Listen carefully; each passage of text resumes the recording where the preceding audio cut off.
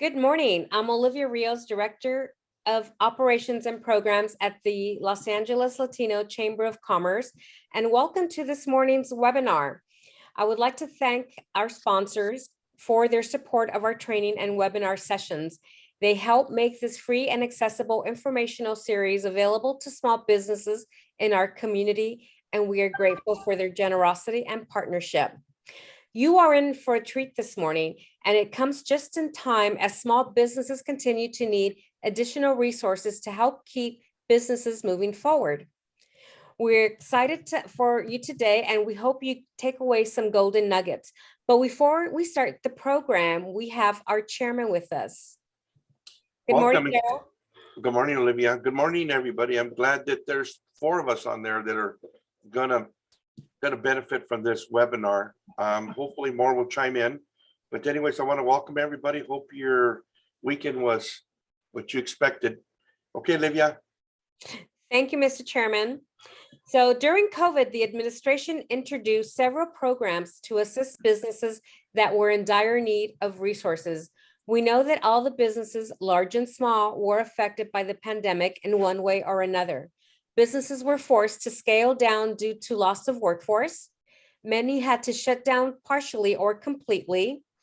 Businesses learned to pivot on demand, and millions looked for resources to help stay afloat, including PPP, small loans, and grants. And still the resources are needed to help keep our doors open. So before I introduce our speaker, I'd like to make a few housekeeping announcements. Please mute yourself. Write your question in the chat box. And remember, this session is being recorded, so it would be available later this week on our website. So let's get started. Today's topic, what is Employee Retention Credit or ERC, is really important. It's a program created under the CARES Act as part of the federal government's relief program to encourage and reward businesses that retained employees during COVID-19. So with this sneak peek, I will introduce you to our speaker, Steve Barnett. Good morning, Steve, and welcome. Good morning, Olivia. Thank you so much. It's good to have everybody here. It really is. Thank you so much for this opportunity. Well, we're really excited to have you here with us today. You are the subject matter expert on ERC. So I'd like for you to share a little bit about yourself and dive into today's topic. Okay, wonderful. Let me tell you a little bit about my background first. A number of years ago, I managed the payroll department and the banking department of the entire JCPenney Corporation. After that, I became a CFO, raised money for companies, took them public. Then after that, did mergers and acquisitions. For the last 17 years, I've been doing what's called self-directed retirement accounts. Basically, what that means is I can take your retirement account, your IRA, 401k, whatever it is, and I can structure it in such a way that you literally have checkbook control of your retirement assets. So you can invest in nearly anything you want to, including most of my clients invest in real estate.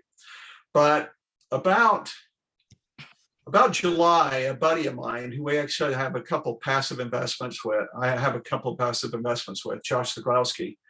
He came to me and said, Steve, we put together this company. This is incredible. You ought to take a look at it. I said, that's great, Josh. I'd love to.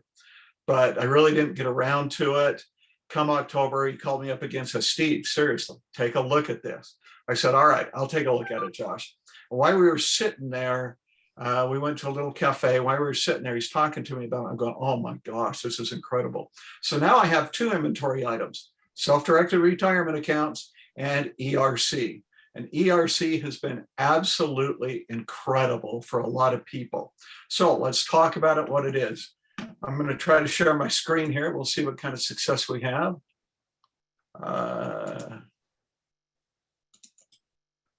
All right, can you see my screen? Can you see the PowerPoint? Wonderful. All right, first thing I want to do is talk about what is ERC. ERC is, most of you have heard of PPP loans. They were enacted in the CARES Act back in 2020, and it was set up so that businesses could help support them through COVID. Now, during the same act, the CARES Act was enacted ERC. However, back then it wasn't very lucrative. In fact, there was only $5,000 per employee that you could get, and you could either choose between the PPP loans or the employee retention credit. You couldn't do both at the time. And so because the PPP loans were so lucrative and so popular because they were propagated by the banks, most people took the PPP loans. Now, fast forward to March, Joe Biden's in office. He says, all right, let's put this thing on steroids. And the first thing he did is make it so that people who had PPP loans could also get the employee retention credit. Then he added more money on. Instead of just $5,000 per employee for the entire year, you can get $7,000 per quarter in 2021. So you have 5,020, and you got $7,000 in the first quarter 2021, second quarter 7,000, third quarter 2,000, fourth quarter is not yet eligible. They're talking about making it eligible, but all of a sudden you can receive up to $26,000 per W-2 employee that you retained during COVID if you suffered a COVID event. We're going to get to that in just a minute. But this is a stimulus program that is very lucrative for businesses. And basically all it is, it's a rebate of wages you've already paid and payroll taxes you've already paid. And you literally get a check back. It doesn't go, and by the way, you can do whatever you want with it. You don't have to use it for wages or paying the rent or whatever the case may be. You can use it for whatever you want. So if you want to take your employees on a cruise, there you go. Of course, it has to be documented well what you do with it, with just like regular accounting rules. But nonetheless, you get to do whatever you want. Again, eligible companies who have suffered a COVID event get up to $26,000 per employee. All right, so Josh, the company he founded with 5 other guys, is called ERC Specialist. ERC Specialist, they started back in March when this thing actually became eligible on a large scale, quite frankly. And since then, the company has done over $1.7 billion in credits. And they have over 200 employees. This thing has just exploded, but it is incredible the way they've designed this. They've designed it with a back end that's automated. You just go in, you answer the questions honestly, and we'll go through this in just a minute. And at the end, you'll know exactly how much you're going to get. And then we just have to wait for the government to send us our money. But they've done an incredible job, and this thing can be expanded almost infinitely as long as there's enough employees to go around, but they've done incredibly well. So that's ERC Specialist. That's the company that my buddy Josh founded. And I'm kind of mad at him that he didn't call me up when he found it. But nonetheless, he's given me this opportunity. So I thank Josh for that. All right, whoops, wrong one. Wrong button. Okay. All right, now this is the meat of the subject. How do you qualify for ERC? There's actually 3 ways that you qualify, 3 major ways that you qualify. And within those 3 major ways, there are subcategories. We'll talk about those, give you some examples.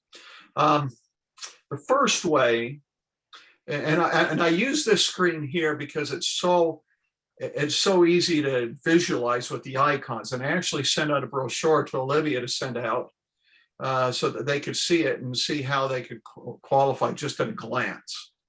Okay, but this is really good. But the first way to qualify is through a partial, complete suspension of operations. If your government came in and said, you're shut down, you're shut down, you're shut down, you have a partial shutdown, whatever the case, you may very well qualify. Examples of that: social distancing. Restaurants. Here in my area, all restaurants were shut down to inside dining. However, they were left open. They could go through the drive-ups, they could dine outside, whatever the case may be. But once we got to a certain point, then they allowed us to start to go back into restaurants. However, we could only go to every other table. All of a sudden, social distancing, they qualified. because they were partially shut down and they had to social distance, reduction of hours. There were companies that had to increase the amount of cleaning they did, especially care homes, care facilities. And so they had to have more cleaning and reduce their hours of operation. Distribution delays. A couple companies that I ran across, they actually do white glove delivery. They deliver the package directly to the client, attorneys and people at home, not quite like Amazon where they just drop it on the doorstep, take a picture of it and you're done. But they qualify because they could no longer deliver. Even though they could stay open, them personally, they could no longer deliver. And so it really disrupted their ability to deliver those packages. The next one, supply chain. We're going to talk about that a little bit later. And then suspended on-site work or client meetings. There's a care facility that I ran into in Tennessee. They would go and they would get their patients, which, in accounting terms would be called their inventory, I guess, for lack of a better term. They would go and get their patients by sending their marketing people out, and they would go to hospitals and schools and other places like that. And that's how they would get their inventory. They could no longer go to the hospitals. They could no longer go to the schools. They could no longer go to a number of places. And so what did they do? They couldn't do anything. They couldn't get new patients. So this was a disruption of their business. And so they qualified. Now, the second way to qualify, and I left this off on purpose, is supply chain disruptions. That is huge. That didn't come into existence until November of 2021. And so now since November 2021, you've all heard supply chain disruptions. You've seen it at the stores. You've tried to buy things you couldn't get anymore. Daryl told me at the beginning of this, Costco's cutting off some stuff. I don't know. That's probably not due to supply chain. That's probably a business decision, but that's what we're seeing in a lot of businesses, those supply chain disruptions. Now, before I get to the next one, I want to talk about a concept that's pretty important with all of this, with a partial or complete suspension of operation, especially with each of these items: social distancing, reduction of hours, distribution delays, supply chain, etc. Now, you don't necessarily have to have a reduction of income in order to qualify. That's an important concept. Let me give you an example. 4 miles from my house as the crow flies, we've got Chick-fil-A.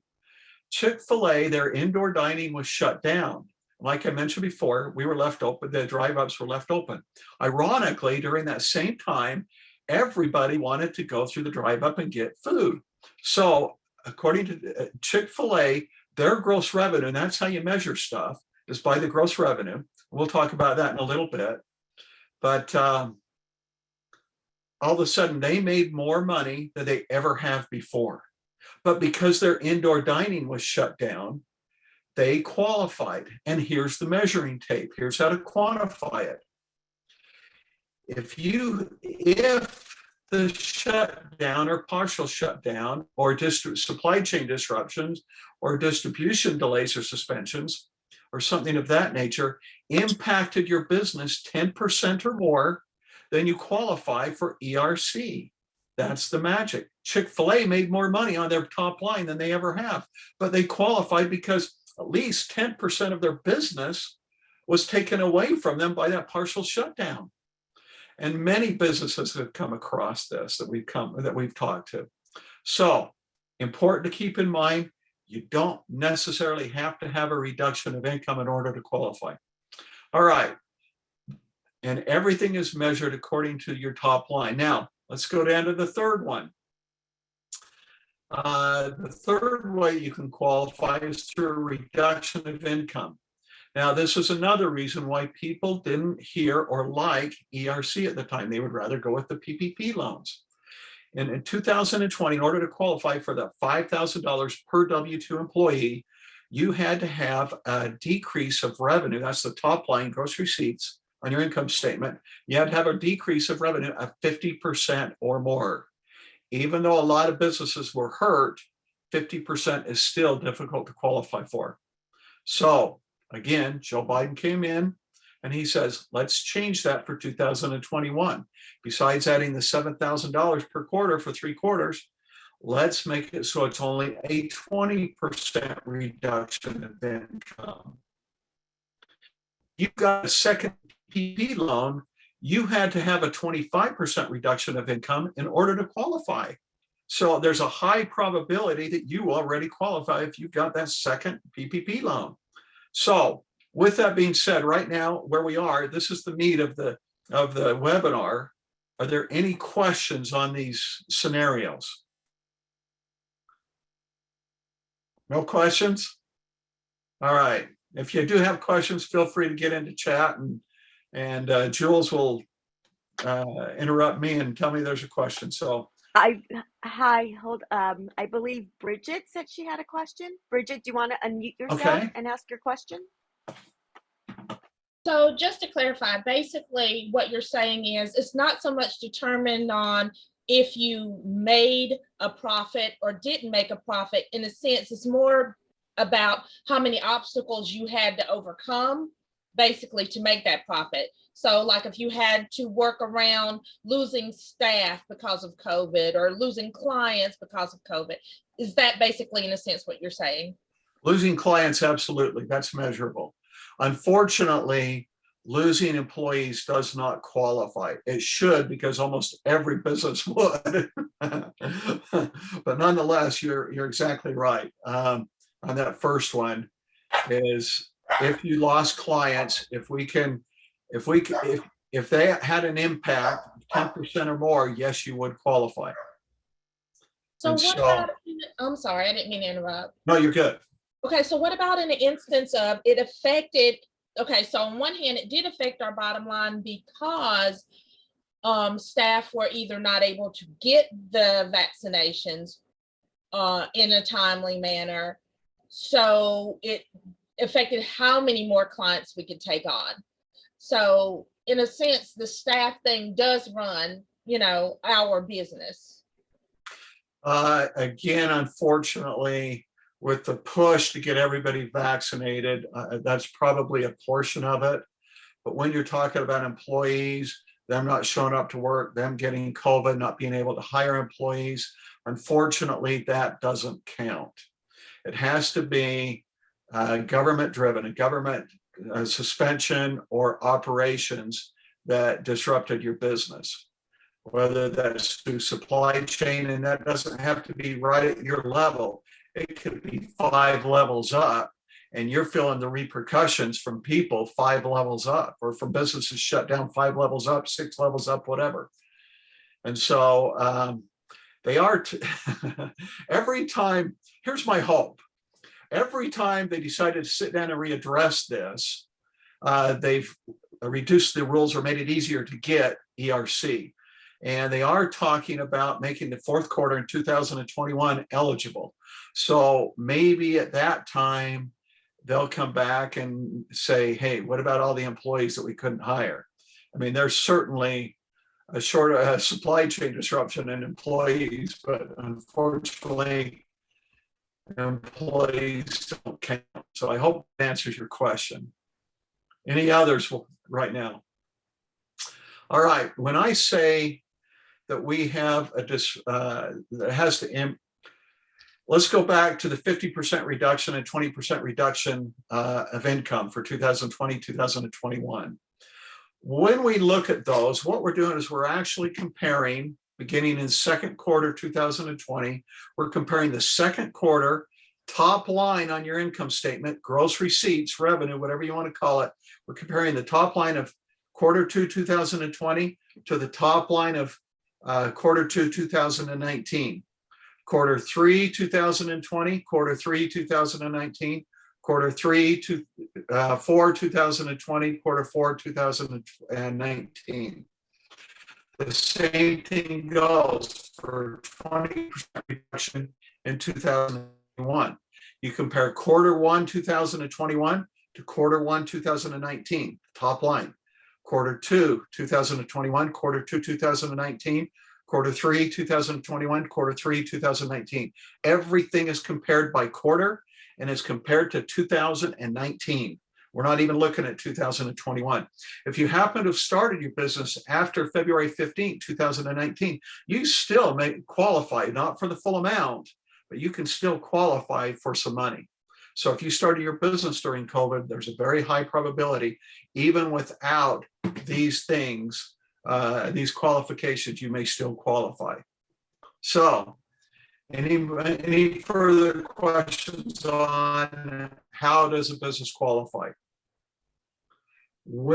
If you decide to move forward, we'll certainly get on the line, we'll talk, and what I'll do is I'll ask you about your business, and we'll go through what things your business suffered during COVID, and we can sort it out and see if it fits in any one of these. When I talk to you, all I'm going to ask you is that you be honest in your assessment. All right, let's move on to the next slide. All right, 5 steps to qualifying. This is the beauty of what these guys have put together. It really is spectacular. First off, once we talk and I kind of ask you I'm going to ask you what your business is and what happened during COVID, so I can understand it. And what we'll do is I can qualify in 2 or 3, 4 minutes, quite frankly. And I'll know whether you qualify or not, just by talking with you and talking about your business. But then what we're going to do is we're going to go online to ercsource.com. It's down here at the bottom left-hand side of your screen. We're going to go to that website and we're going to begin answering questions. It'll take about 10, depending on how simple it is, 10 to 20, 15, 20 minutes. And at the end of that, you will know 100% whether you qualify or not. Very simple. If you qualify and decide to move forward, you're going to load your reports. And we're going to ask for certain reports because we're going to do the analysis on all of these. We're going to ask for basic PPP information. We're going to see, number 1, if you got 1 or 2 loans. Number 2, how much you got. And number 3, were they forgiven? Very simple, very basic. Then we're going to ask you for your 941 reports. Those are your quarterly payroll reports. And then we're going to ask you for a detailed payroll report. The detailed payroll report lists every employee and every check that that employee got during the time that you're eligible. And then from there, we'll take that. And by the way, if you do qualify based upon reduction of income, gross receipts, then we will have you run basic income statements.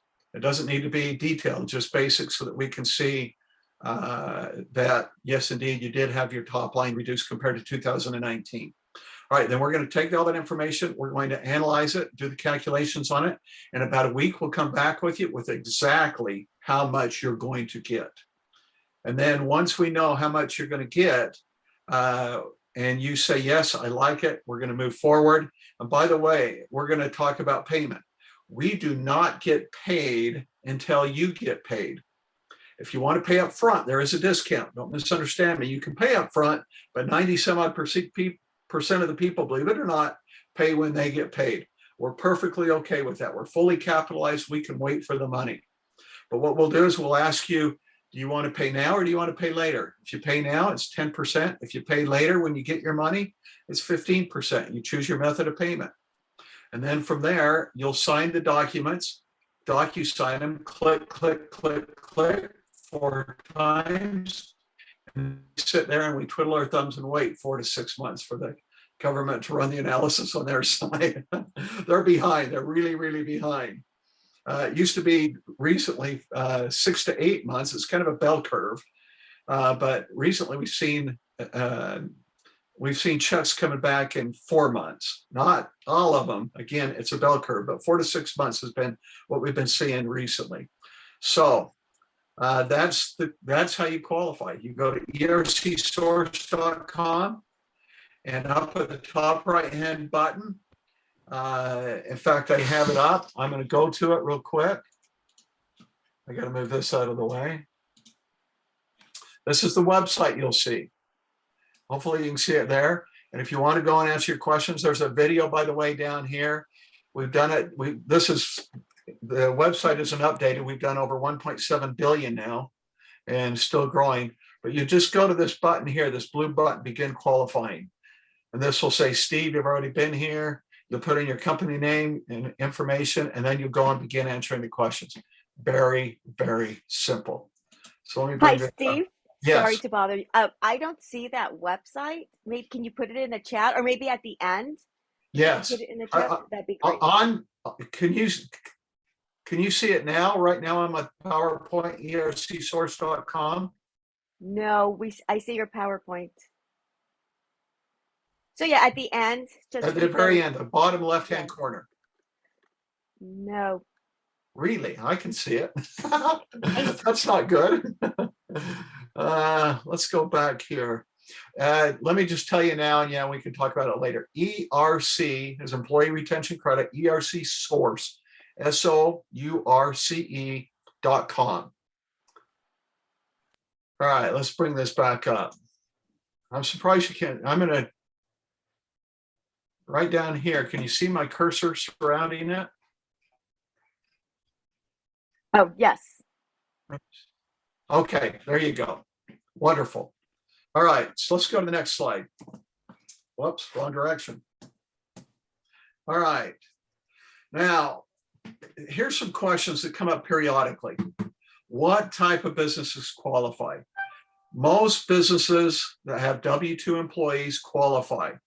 This includes nonprofit organizations, 501c3s, colleges, universities, hospitals, churches. I mean, the only ones that really don't qualify are government organizations themselves. Like, for instance, the city of Bountiful, the state of Utah, the state of California. They're the ones who put the restrictions in. They do not qualify.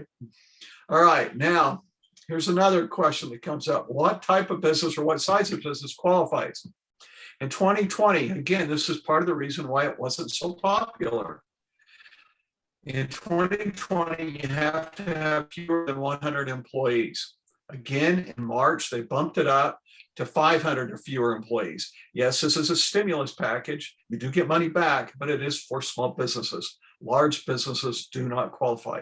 And again, if you had your PPP loan, you do qualify for this.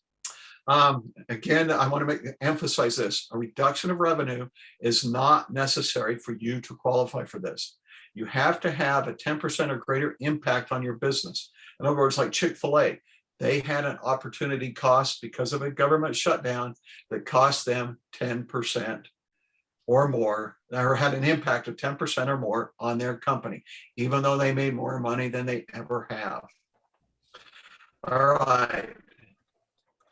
So with that, I open it up to questions. Are there any questions about ERC, how you qualify? What are the next steps? I mean, if you want to, I'm going to put my contact information on there. If you want to take it to the next step, contact me. Tell me you came from a Latino Chamber of Commerce of LA, and make sure they get credit for this. And there's my contact information. So any questions? Yes, Adrian has a question. Okay. Does a business Wonderful. qualify if his PPP loan was forgiven? Yes, absolutely. The PPP loan does go into the equation of calculating how much you're going to get, but absolutely, you get a good chunk of sum even with PPP loans. Absolutely. Okay. And Other questions? Yes, Bridget has a follow-up question or a clarification on her question. Okay. What she was trying to ask, because of the supply chain disruption of getting COVID vaccines to my area, which is a very rural area, staff that was scheduled to work had limited hours and almost no hours because of the vaccine, because the vaccine wasn't available. Would that be considered a supply chain disruption? You know what? I'm going to write that down. I have not, my off the top of my head, I'm going to say no, but I am going to follow up on that today. I'm actually going to meet with a bunch of CPAs with the president of the company. That's not Josh, by the way. And I will ask him that question. Supply chain And Bridget, if you just want to text me your information, I should have an answer for you later today if he knows the answer. We may have to go to the attorneys. But supply chain disruption, vaccines. That's a wonderful question. I don't think you'd qualify, but that's a great question. So we'll find out for sure.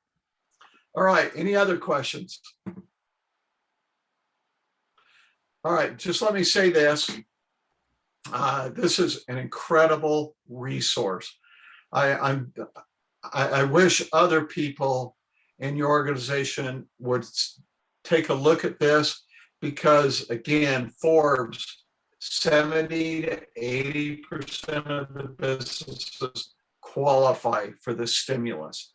It goes to the company and you can use it for whatever you want, to pay employees, pay your rent, buy new equipment, expand, whatever you want to do. I mean, it's a phenomenal program. But I've seen businesses that, this has helped businesses that have gone out of business. Unfortunately, during COVID, they kept their employees on. They tried to make a go of it. It wouldn't go, but they still kept the LLC alive. They still have their EIN number. They didn't disband it or get rid of their LLC. People like that have qualified. I've seen businesses that were absolutely hurting. That one business here locally that they throughout the years, they supplied Bountiful, my small town here, with all the soccer cleats, all the baseball uniforms, all the baseball cleats, football uniforms, football cleats. I mean, they were the supplier of everything throughout my kids' years growing up playing baseball and golf and soccer and everything else. And they were hurting because the kids didn't play anymore. They were struggling, and we signed them up and they got a good sum of money, but it took them 6 months to get their money. And each month they would call me, Steve, is there any way to get it? Is there any way to get it? Once it goes to the government, it goes into a kind of a black hole, and there's no way to track it at that point in time. But they ultimately did get their money. It gave them a boost. They're still in business, and it literally saved their business. Other businesses have been very successful during COVID. They've received money because they had that 10% or greater impact on their business. And other businesses have been very creative during COVID. They qualify, like for instance, there's a distillery. They bottled their own wine. They had a restaurant. They had tours come through, and much of their business was dedicated towards the tourism industry. All of a sudden, their tourism industry had to shut down. So what they did, they're saying to themselves, hey, we already make wine. Why not make hand sanitizers? And so they started making hand sanitizer, and they were doing incredibly well. But because they had to shut down almost every other aspect of their business, they qualified. So there's a lot of instances where businesses have been creative or been very hurt, but all of them have benefited from this. So I would strongly encourage you to find out if you qualify or not. All right, any other questions while we're here? Yeah, Steve, I have one. Julius, I did my employee retention credit earlier this year, Okay.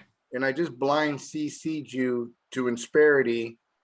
And it's not just me. I have another friend that I referred him to ERC around the same time I did this.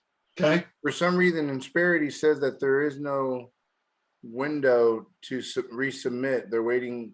You can read my mail if you scroll down. Okay. Am I able to, even though Insperity was my PEO at the time, and I'm switching from them now, is there a way to request these ERC money to the main people that run this program, or do I need to have Insperity submit on my behalf, or what am I doing wrong here? Because I've been on hold for now going on 4 months, and I already qualified. If you look, I added the ERC credit wages that was created by another, I guess, competitor of yours, and their name's on there. Okay. They're from ERC specialists, and I don't mind moving things over to you if it makes sense, but I don't even know if you can even get involved at this point. Well, ERC Specialist is the parent company. I'm a branch office of ERC Specialist. Okay. But are they the ones who did the analysis? They did all this for a few of my companies. I mean, Okay. one of my company and two of my other friends' companies, and we all qualified, but then we're on hold with our PEO or something's weird. Oh, the PEO is the one that, okay, we do have problems periodically with PEOs. In case people don't understand what that is, it's really a payroll company that they hire your employees and you lease them in a sense, correct? Correct. Okay, so they're the ones who actually have the employees. However, you will receive the money, not the PEO. But they create all kinds of problems. And sometimes there's some that I haven't been able to get through because the PEO has not given us the information. We have to go through the PEO. Now, to part of your question you answered earlier, let me tell you what I know and what I don't know. Early on, when only quarters 1 and 2 were eligible for 2021, we did the analysis. People got their checks for quarters 1 and 2. But then as soon as quarter 3 was eligible, we went back, resubmitted for quarter 3. So there's nothing wrong with that I can see. I'm just telling you what I know and don't know, but there's a gray area in there that I've got to find out for sure. But I will say this, your PEO does create problems for us. All right. Like I said, that blind CCG, maybe we can talk about it later. Yeah, we can talk about it offline. But this program is still in existence for how much longer? Well, there's 3 years from 2020, from the time 2020 should go to the end of 2023. 2021 should go to the end of 2024 if they don't run out of money sooner. And we don't know where that limit is. But it says 3 years from the time that you're eligible. So, okay, wonderful. All right, any other questions? Okay, if there are no other questions, Jules, and other people will know online. I asked Jules earlier if she had ever seen Sight, because when I heard her name, first thing I thought about was Jules on Sight. I'm sure there's a lot of people on here that have seen that, but Jules, I turn it back over to you. Thank you so much. All right. I appreciate y'all being here. Thank you, Steve. Thank you for a wonderful presentation. And thank you everyone for hanging in with us for the 45 minutes. It was a lot of information. So once again, any other questions does anyone have before we let Steve go? Nope. Okay, but before we do that, there are a few announcements that I would like to quickly go through. So here we go. Our STAR series, and STAR stands for Strategies Towards Achieving Results. Technical training starts this week and it runs throughout June on Wednesdays from 6 to 8 p.m. Thanks to our sponsor, Southern California Edison, we are able to provide you with free technical training to small and medium-sized businesses. Our next event is this coming Wednesday, June 15th. It's the STAR Strategies Towards Achieving Results, and session 1 is Leading Through Changing Times with Mary Ann Ellis. She's a dynamic speaker and will help you redefine your business model and help you meet your customers' needs. You can sign up today by visiting our website at lalcc.org. Session 2 is on Wednesday, June 22nd, titled How to Prepare for Utilities and Government Contracts.